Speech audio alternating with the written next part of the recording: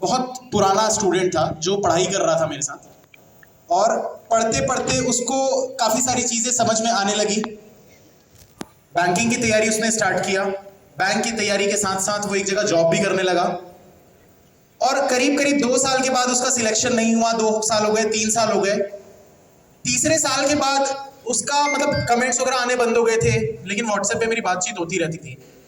तो एक दिन मैसेज अचानक से मैंने उसको किया कि क्या भाई कहाँ हो, आजकल दिखते नहीं क्लास में। तो बोलता है सर मेरी जॉब लग गई है। मैंने बोला कहाँ?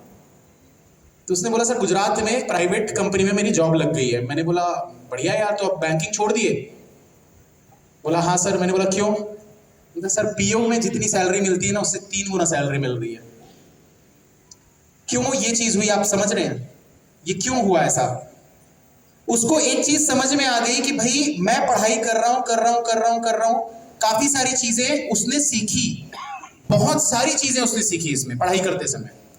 जो चीजें उसको उस जॉब में काम आती गई, वो अपनी ही जॉब में आगे बढ़ता गया। बोलते हैं ना कोई भी चीज कभी भी बर्बाद नहीं होती। जब हम बचपन में पढ़ाई करते हैं तो हम कुछ चीजों को देखते हैं, अरे ये क्या काम आएगा। अभी जैसे कुछ लोग, आप लोग मीम्स वगैरह देखे होंगे इंस्टाग्राम में, बहुत सारे बैंक में बैठे हैं तो ये चाचा बुआ का लड़का मामा ये सब क्या काम आएगा यार बैंक में। ये उस चीज के लिए नहीं होता कि बैंक में क्या काम आएगा, ये इस चीज के लिए होता है कि आपका दिमाग कितना तेज है। रीजनिंग क्या है? रीजनिंग की कोई भी चीज जो होती है वो बैंक में थोड़ी यूज होती है। वहां पर आपको क्या सीटिंग अरेंजमेंट कराएंगे क्या? क्लर्क को इधर बैठा देंगे, इधर मैनेजर भाव है ऐसा थोड़ी ना होता है, वो बाहर निकाल दो। तो ये उस चीज के लिए नहीं है। ये किस चीज के लिए भाई? रीजनिंग एक ऐसा सब्जेक्ट है जिसमें आपकी तार्किक शक्ति कितनी है, कितना तेज आपका दिमाग है, आप दूसरे से जल्दी कितना फास्ट आप चीजों को समझ सकते हो, सॉल्व कर सकते हो। जो मैं कहता हूं ना आपकी अंडरस्टैंडिंग अच्छी होनी चाहिए, आपकी समझने की क्षमता कितनी तेज है। काफी सारे स्टूडेंट्स हैं थ्रेड मेथड जो बनाते हैं, कुछ नहीं बनाते। जो बनाते हैं एक बार हाथ उठाइए, खड़े हो जाइए जो बनाते हैं थ्रेड मेथड से। फोन छोड़े खड़े हो जाइए सर। ठीक है, अब यहां पर एक चीज मैं बताना चाहूंगा, जो नहीं बनाते हैं ना थ्रेड मेथड से, बहुत सारे लोगों ने ट्राई तो किया होगा, ऐसा तो नहीं कि ट्राई नहीं किया होगा। बैठ जाइए। तो बहुत सारे ऐसे स्टूडेंट्स होंगे जिन्होंने थ्रेड मेथड ट्राई तो किया होगा पर बना नहीं उनसे। क्वेश्चन रॉन्ग हो जाते क्यों? आप सही तरीके से नहीं समझे। इसलिए पूरा अगर आप समझोगे, जैसे बहुत लोग बोलते हैं सर रेक्टेंगल वाला मेरे से नहीं बनता। रेक्टेंगल वाले में अगर एक साइड में 3 आ जाते हैं, एक साइड में 2 आ जाते हैं, कॉर्नर में 4 आ जाते हैं, तो मुझसे नहीं बनता। क्यों? क्योंकि अभी आपने उस पैटर्न को अच्छे से समझा नहीं है, अपने दिमाग में उतारा नहीं है। जिस दिन उसको समझ जाओगे, भाई मैं तो बनाता हूं ना हर क्लास में, क्योंकि मैंने ये ट्रिक बनाई है, मैंने उस पर पूरा रिसर्च किया, काम किया है। 3 से 4 महीने लगाकर मैंने इस चीज को कोविड के समय में स्टार्ट किया था, थ्रेड मेथड। और जो बनाते हैं, एक बार बताइए कि नॉर्मल वाले से जल्दी बनते हैं कि नहीं? जल्दी बनते हैं सर। बीच में एक बार इंटरप्रेट करना, बीच में बोलना चाहूंगा कि सर का एक्सपीरियंस बहुत ज्यादा है, और सर ने जितने पजल बनाए हैं आपने उतने देखे भी नहीं होंगे। ठीक है, और अगर सर कोई चीज इतने कॉन्फिडेंस से बोल रहे हैं ना कि काम का है, तो आपको एक बार इंपॉर्टेंस देके कोशिश करके देखनी चाहिए। ठीक है, और जब आ जाएगा तो आपका ही फायदा है। दूसरी बात, जितने बड़े सर लोग उतनी बड़ी बातें करेंगे। तो तरीका होता है ये। अगर कोई कह रहा है ना कि थ्रेड मेथड नहीं चल रहा है कैमरे पे आके, तो बेसिकली खुद को आपको दिखाना चाह रहा है, क्योंकि क्रिटिसिज्म और नेगेटिविटी अट्रैक्ट करती है। सर उनसे नहीं बनता ना, इसलिए बोल हाँ सर। तो खुद को नहीं समझ में आ रहा है ना। तो आप पहले सर की बात अब आगे कंटिन्यू सुनो, और अगर किसी ने कोशिश नहीं की अभी तक थ्रेड मेथड की, तो सर की क्लास देख के अच्छे से एक शिद्दत से कोशिश करो। अरे आप एक बार नहीं, आप 50 बार बोलो, 50 बार पढ़ाऊंगा। 3-4 घंटे का मैराथन सिर्फ थ्रेड मेथड में लूंगा। आप एक बार कोशिश तो करो, सीखने की इच्छा तो जगाओ अपने अंदर से। जब तक वो इच्छा नहीं आएगी ना, मुझे ये करना नहीं होगा।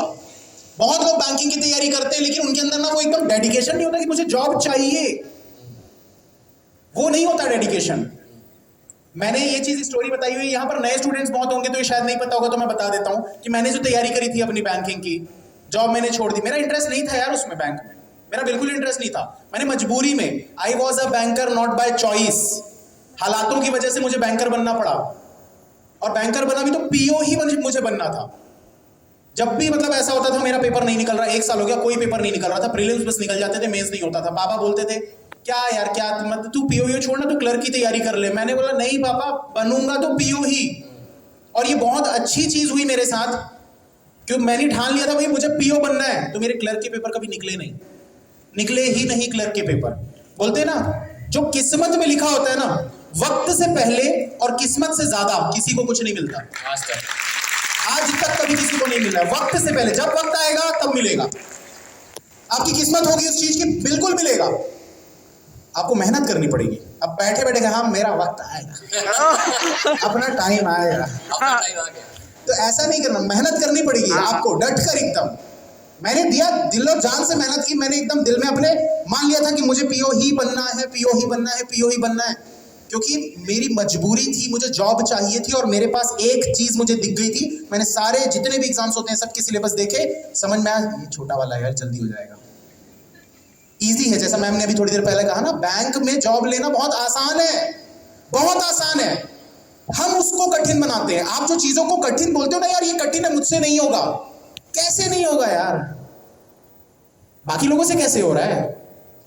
सबके पास दिमाग है, उस दिमाग को आप यूज किस तरीके से करते हो, ये इंपॉर्टेंट है। तो अच्छे से यूज करो यार, यूटिलाइज करो। और पढ़ते समय ना बोर जब भी लगता है ना, मैं एक चीज बोलूंगा, जब भी बोर लगे ना पढ़ते समय, एक बार बस याद कर लेना कि कब तक मम्मी पापा घर में बैठा के आपको खिलाएंगे।